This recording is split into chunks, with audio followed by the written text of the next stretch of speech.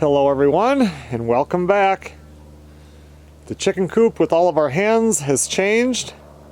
Melissa and I got a couple of roosters. We've been talking about getting a rooster or two for quite a while. Right now we have a hen that's really broody. If we don't pick the eggs all the time, she'll just sit on them.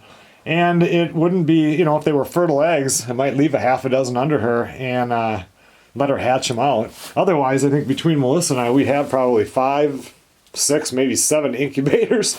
I mean, we don't need as many chickens as we had in Louisiana, but we did want a rooster. We were missing the rooster crowing and everything, so Melissa was just happened to be going through, I think it was Marketplace, and I'm not sure where, and there were people that lived down by the hobby farmhouse, but they were in the city of Ramsey.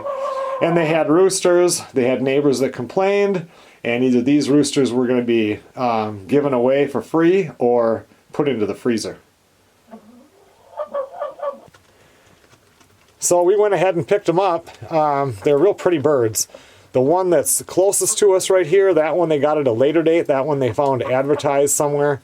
And the one on the far side, that one they actually bought a bunch of chickens, little chicks, and like over half of them were roosters, and that was the one lucky one that did not go make it into the freezer. So anyway, it almost looks like a barred rock. They weren't positive if that's what it is, but that one, I think that the one that's farthest away from us there is definitely the prettiest one of the two, but they're both nice, and he definitely looks like a barred rock.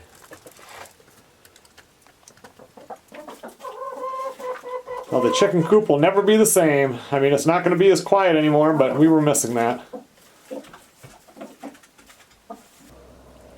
Thanks a lot for watching, everybody. I will see you guys on the next video.